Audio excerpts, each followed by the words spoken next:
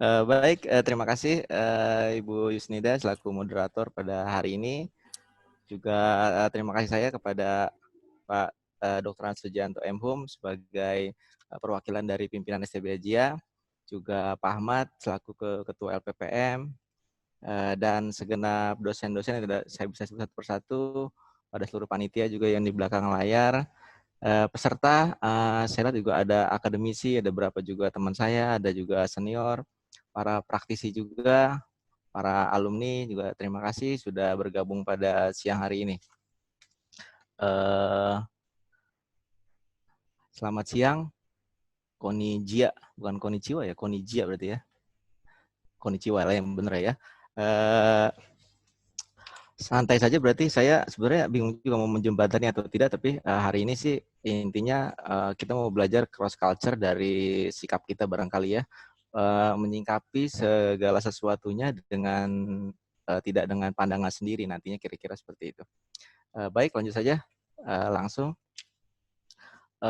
Hari ini ada 6 topik yang akan saya bicarakan, tapi ini saya sudah menyalakan timer, pastinya nggak akan lama juga ya, pasti ntar bosan juga lagi.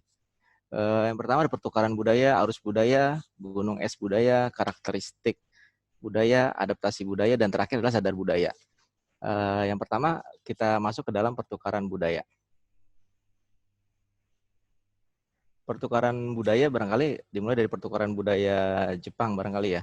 Budaya Jepang itu adanya nanti pada abad keempat, ada yang menulis abad keempat, ada yang menulis juga abad kelima, bangsa Jepang belajar ke Cina sehingga pulangnya bangsa Jepang itu membawa huruf kanji ya, merupakan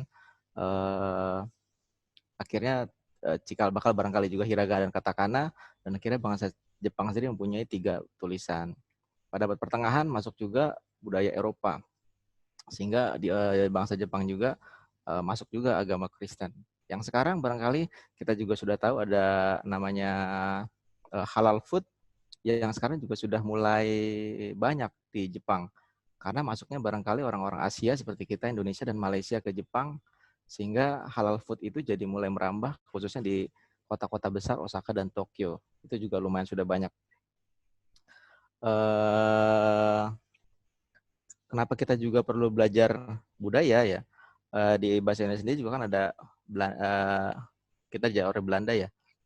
Ya masuknya budaya, kalau biasanya kalau di Manado itu ada, akhirnya kita bisa makan tuh seperti di table manner gitu ya. Tidak boleh bunyi kalau makan bareng tuh di piringnya pakai sendok garpu. Pentingnya juga kita tahu budaya. Di Amerika sendiri barangkali saya juga pernah kerja di perusahaan Amerika juga, rada shock culture juga kan ketika kalau lagi santai itu kadang orang Amerika di kursinya juga kakinya naik ke meja begitu ya. Itu juga kalau pertama kita tuh songong banget ya, padahal ya nggak juga gitu juga. Tapi memang budaya barangkali kan tidak masalah juga. Barangkali yang kemarin juga ikut seminar atau webinar JIA tentang siswi kita yang sudah ada di Korea juga, orang Korea juga keras-keras kan seperti itu ya. Kan akan jadi shock culture juga ketika kita kerja di perusahaan Korea, barangkali dia sering membentak atau kasar atau ngeplak kepala barangkali. Wah, itu juga akan jadi repot juga kan, masalah kalau ke kitanya.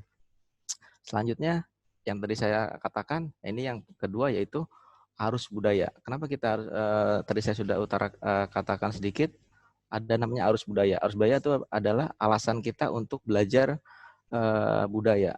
Yang pertama adalah arus ragam budaya di dunia yang datang ke Indonesia. Kalau kita tahu sekarang di sekeliling kampus kita sendiri, barangkali para mahasiswa sudah tahu, barangkali juga ada yang bekerja banyak di perusahaan Jepang dan Korea. Kita harus belajar itu kan ya.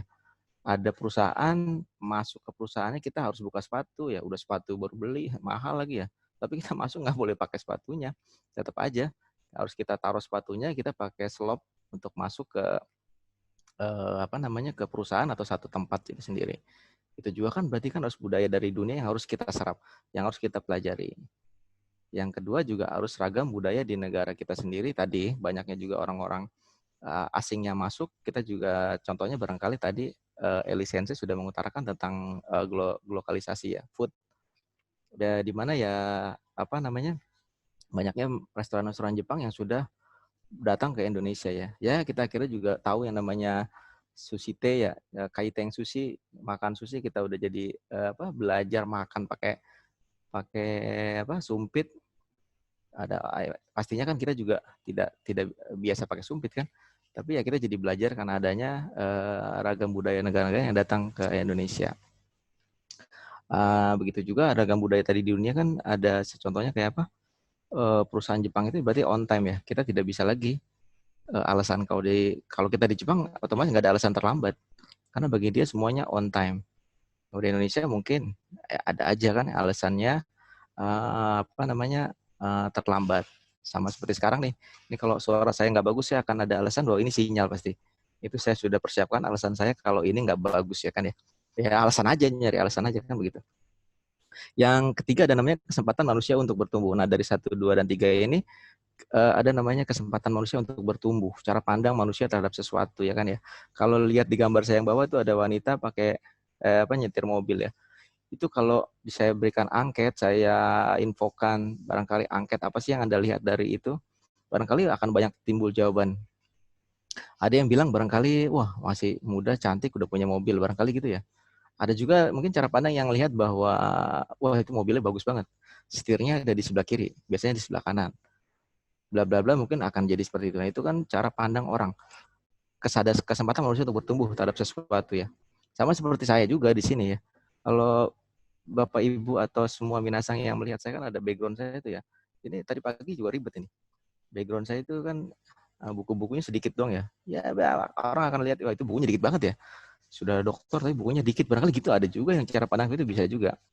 Ada juga yang nggak bagus banget. Nah itu cara pandang yang memang tidak bisa disalahkan juga. Karena ini nanti kita teruskan adanya barangkali kebiasaan kita di sebelum-sebelumnya. Lanjut, ini ada namanya budaya terlihat dan budaya tidak terlihat. Teori gunung es budaya itu ada yang terlihat, cuma sedikit kadang terlihat ya. Banyakan yang tidak terlihatnya. Contoh-contohnya itu seperti ini. Misalkan tadi juga Bu Eli sudah tentang makanan sepertinya Bu Eli lah sudah detail sekali tadi, bikin lapar pastinya ya kan. Tentang budaya makan ya pastinya Indonesia makan dengan tangan.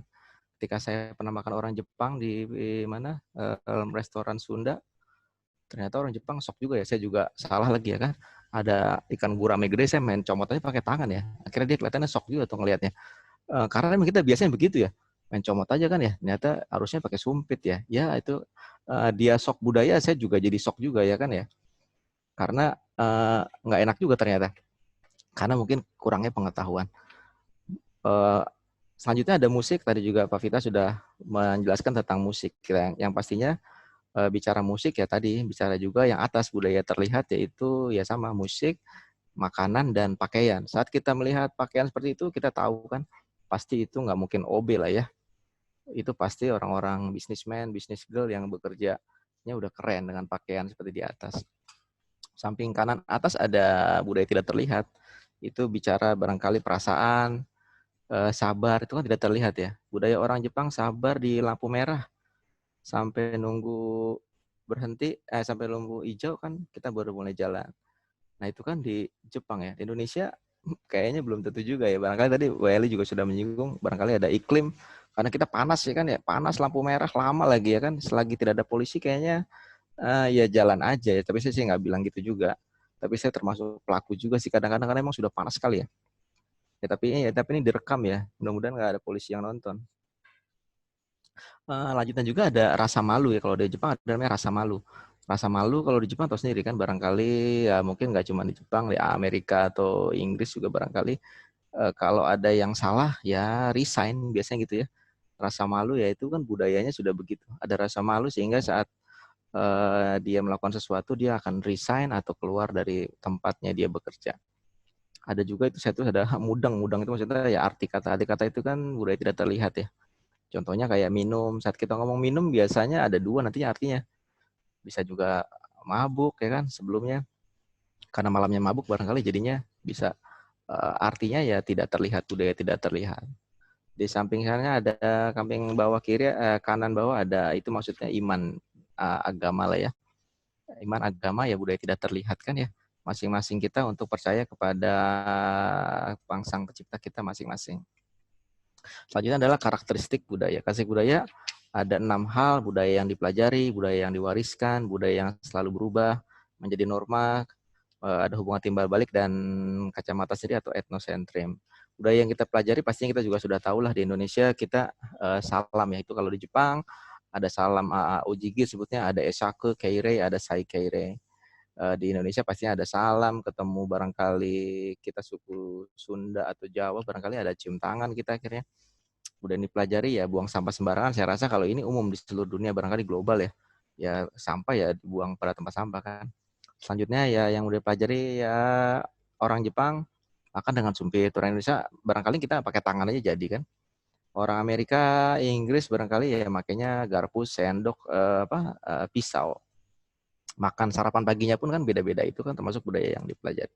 Selanjutnya adalah budaya yang diwariskan di Indonesia, barangkali ada namanya Imla ya, kita mengajar anak kecil, anak dengan cara mengeja, itu kan salah satu budaya juga yang disampaikan atau diwariskan. Ada juga dongeng di Indonesia, dongeng di Amerika, Cinderella, Inggris, atau juga dongeng di Jepang, Momotaro ya kan ya, bahwa dia anak yang kuat nantinya membasmi raksasa. Nah, itu salah satu budaya yang disampaikan oleh berbagai negara. Nantinya pasti beda-beda. Jadi ada dongeng salah satunya. Ada tadi contohnya lagi kayak misalkan makan di Jepang kan biasanya makan ramen itu seruput-seruput gitu bunyi ya, karena panas-panas kan. Jadi harus ada bunyi seruputnya. Nah di Indonesia akan jadi tidak sopan juga kan ya. Itu salah satu mungkin budaya yang disampaikan, diwariskan oleh setiap suku atau bangsa-bangsa nantinya. Selanjutnya adalah budaya yang selalu berubah. Saya rasa kita juga sudah tahu budaya selalu berubah. Ada fashion itu ya, fashion tahun segitu bajunya seperti itu. Fashion sekarang baju seperti ini. Fashion tahun 67 beda dengan 98. Sekalipun nantinya ada apa? Back to 60, karena kan fashion juga berubah, berkembang terus. Jadi budaya juga berkembang terus. Di sampingnya ada ini sekarang lagi hot-hotnya kan, Merdeka Belajar atau Kampus Merdeka. Kementerian Pendidikan dan Kebudayaan pada 24 Januari 2020 mencanangkan ini. Ini kan budaya yang pendidikan itu salah satu budaya yang berubah. Seperti sekarang ini kan kita sudah budaya ini. Harusnya kita webinar bertemu tatap muka, sekarang via online. Ini juga berkembang karena adanya COVID, boominglah Zoom, boominglah Google Meet dan sebagainya. Itu merupakan budaya yang berubah. Selanjutnya ada lagi budaya yang menjadi norma atau pedoman.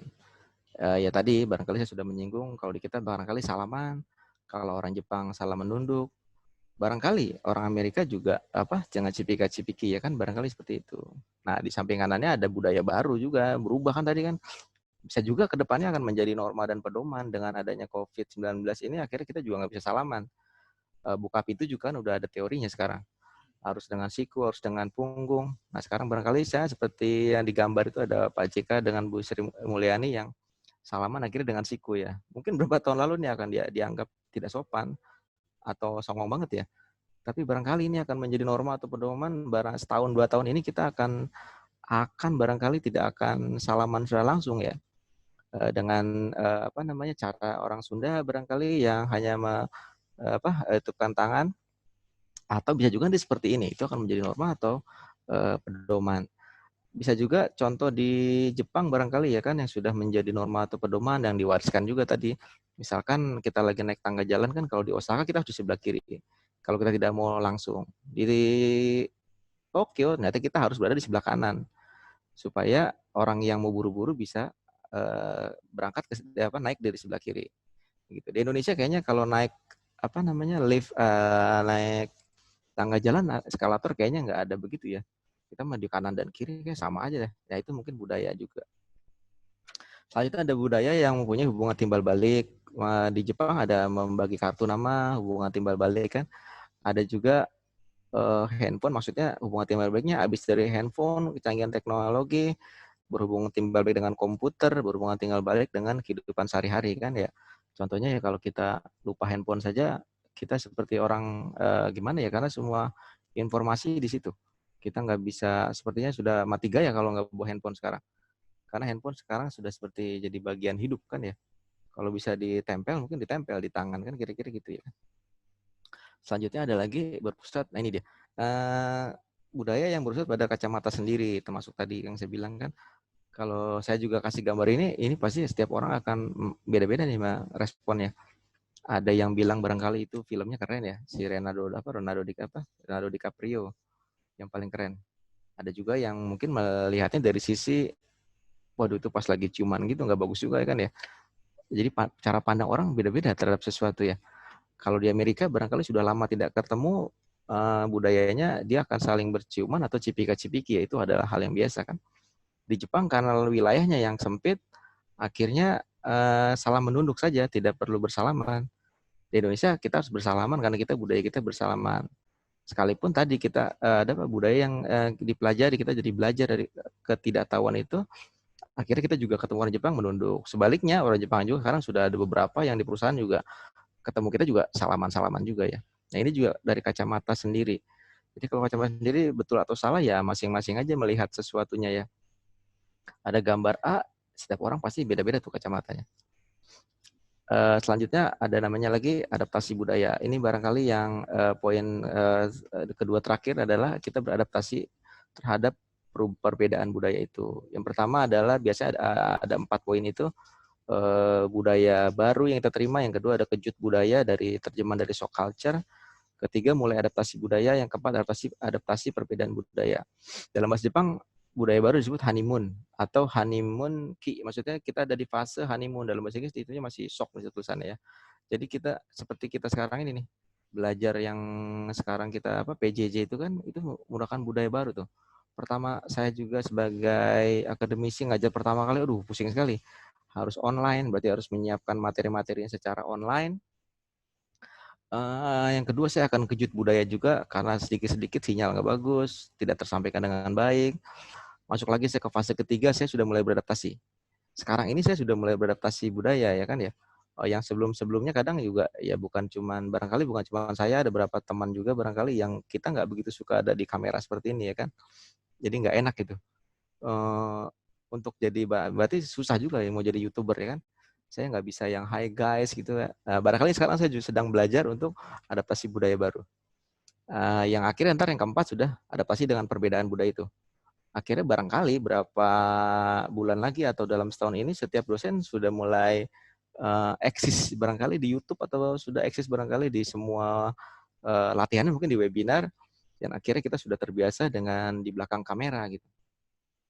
Nah, setelah kita budaya baru yang kita pelajari itu kita sudah ngerasa nyaman, barangkali kita kembali lagi ke adaptasi yang berbentuk huruf W yang akhirnya kita kembali lagi. Jangan-jangan setelah tahun ini, mungkin sampai akhir tahun ini, sudah COVID sudah mudah-mudahan sudah berkurang atau mungkin sudah habis, mudah-mudahan kita kembali lagi dengan hidup yang seperti biasa. Itu akan kita ngulang lagi dari yang tadi itu, yang ngajar lagi, berangkat kerja lagi, ngajar lagi di kampus. Barangkali itu juga akan jadi pembelajaran lagi, tahapan tadi yang keempat tadi itu. Kejut budaya tadi kan ya bisa shock culture kan. Nah itu juga salah satu tahapan dari pengenalan kita terhadap suatu budaya, adaptasi kita terhadap suatu budaya. Jadi kalau kita nanti ke luar negeri, barangkali akan tadi ada fasenya honeymoon, wah senang banget, baru nyampe Jepang, baru nyampe Inggris, baru nyampe Amerika, barangkali langsung tag-in di Facebook semuanya ya kan ya, touchdown gitu kan ya, Guji nih Tsukimasta tuh kan ya, sudah langsung ke Facebook. Habis kesininya langsung shock culture, ternyata orang Jepang kayak workaholic misalkan gitu kan. Dan akhirnya kita akan merasakan adaptasi, sudah merasa aman, sudah moving forward kalau di gambar itu. Sebaliknya akan membentuk huruf W tadi kalau kita mengenal budaya baru. Terakhir yaitu ada sadar budaya.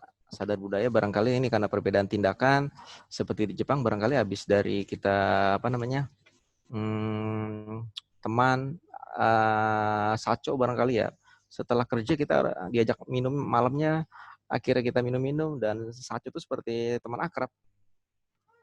Setelah habis minum besok paginya ketemu ternyata sudah kembali orang Jepang menjadi saco lagi. Tidak bisa pakai bahasa yang tidak formal lagi. Kembali lagi, nah itu kan lumayan menjadi shock budaya juga, kejut budaya, dan merupakan perbedaan budaya karena tindakannya, karena setiap tempat ya beda-beda. Selanjutnya ada ini dia, juga ada cara pandang juga, tadi saya sudah menyinggung dengan etnosentrism ya, tentang kacamata sendiri. Nah ini juga merupakan perbedaan budaya karena cara pandang. Ada yang bilang 6, ada yang bilang 9. Ada barangkali yang di bukunya Plot sudah lihat juga di bawah itu ada 2 gambar kan ya. Kita bisa lihat terserah mau dapat nenek-nenek atau mau dapat cewek cantik yang menghadap ke sana ke arah berlawanan. Atau itu ada kalau yang bisa lihat itu bacaannya left LEFT kalau yang bisa lihat di sebelah kanan. Yang tidak bisa lihat barangkali tidak ada gambarnya. Ya kan? Atau melihat yang lain, gambar yang lain kan ya. Artinya apa? Masing-masing aja nantinya. Di bawahnya ada MTWTFSSM ya. Itu artinya itu adalah nama itu sebenarnya nanti bisa dijadikan angket tadinya, tapi barangkali bisa menebak yang belum pernah belajar ini barangkali bisa tahu ya. Itu nama-nama kapital huruf depan daripada hari. Monday, Tuesday, Wednesday, Thursday, Friday, Saturday, Sunday, Monday, kembali lagi berarti ke Tuesday, Selasa.